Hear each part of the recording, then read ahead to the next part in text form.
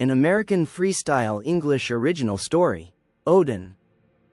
Introduction. This is how the world ended. This is how the story did not. The last war, Ragnarok, is over. The sky has fallen. The oceans are black. The great tree of life, Yggdrasil, is broken and smoking. And in the ruins of everything, one figure is still walking. His name is Odin.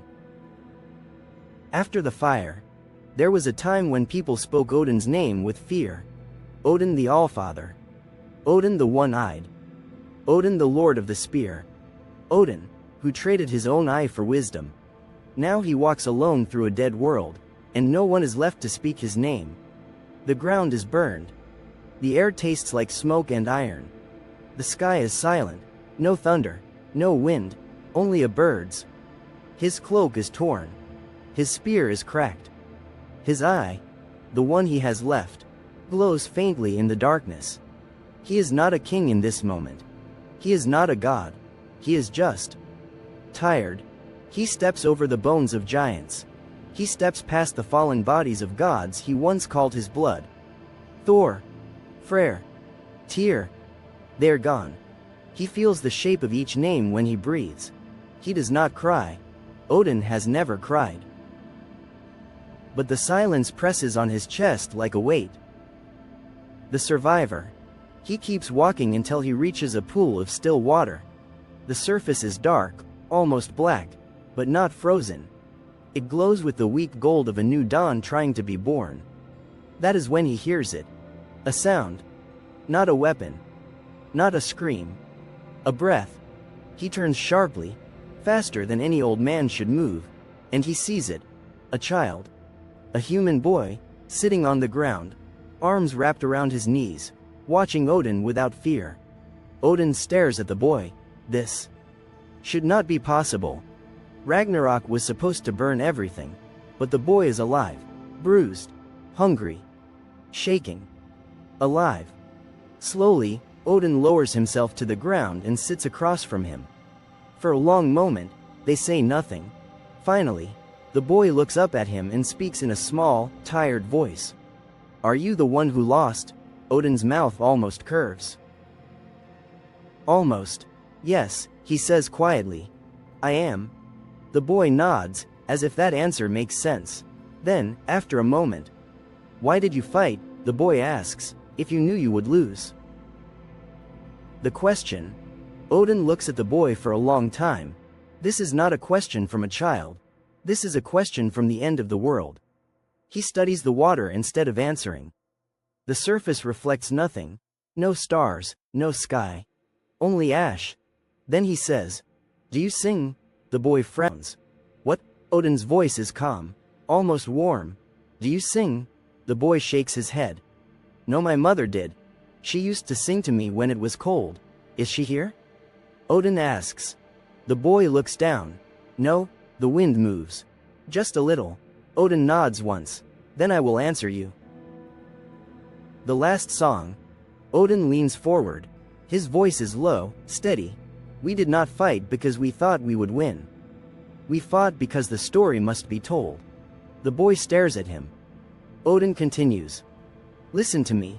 Before the fire, before the wolves ate the sun, before the sky cracked, we already knew the ending. I knew I would fall. Thor knew he would fall. Your world," he gestures weakly at the horizon, "knew it would fall. But if we let the darkness take everything without a fight, then there would be no story to remember. Only silence." Odin looks at the ashes in his hand. "And silence," he says softly, "is the only true death." The boy whispers, "So? You fought so someone could remember?" Odin meets his eyes. "No," he says. "We fought so someone could begin again." The gift. The boy looks out across the broken land. Begin again? How? Everything is gone. Odin closes his one good eye.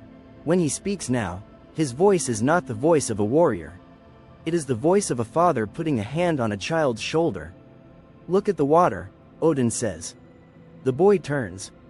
The pool, which was black a moment ago, is now starting to glow. Not fire.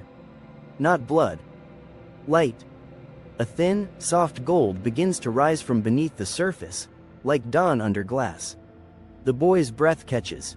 What is that? Odin answers. Memory. The glow spreads across the ground, not burning, not destroying, but warming. The air changes. The shadows soften.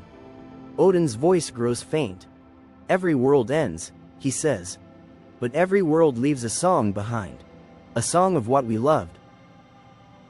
A song of how we tried. A song that says, we were here.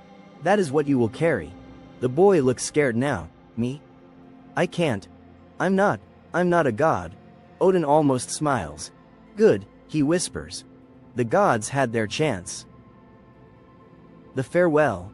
The golden light grows brighter. The ruined world around them softens at the edges. The air is a little warmer. The silence is no longer empty. It feels full, like held breath. The boy turns to speak, but Odin is tired. His shoulders are lower. His grip on his broken spear is loose. Are you dying? The boy asks. Odin exhales. No, he says. I am resting. Then, very quietly. Every king must become a story. Every story must become a song. And every song, he says, looking at the boy, must learn to walk without its singer. The boy swallows. Will I see you again? For a long moment, Odin says nothing. Then he answers. When you speak my name to someone new, yes. The boy nods, he understands. He doesn't know why he understands, but he does. The dawn. Light rises over the horizon, not fire, not destruction, but soft gold morning. The first dawn of the new world. The boy shields his eyes. It's warm, he whispers. It's warm again. No answer. He turns. Odin is gone. No body. No ashes. No footprints. Only the broken spear, now turned to stone, resting beside the pool. The boy is alone. But he doesn't feel alone. He looks at the new sky and whispers, slowly, like a prayer. There was a god named Odin. He fought at the end of the world. He knew he would fall. He fought anyway. So that I could begin. And with that, the new world starts. Not with thunder. Not with war. With a voice. A story. A song. Outro. The old world fell in fire. The new world began in memory. That is the last gift of Odin. Not victory. Not survival. Legacy. Because in the end, the only thing stronger than death is being remembered. Question for you. Do you believe that a story can keep someone alive? The Last Song of Odin, an American freestyle English original story. Subscribe for more freestyle American English stories told through emotion, mythology, and destiny.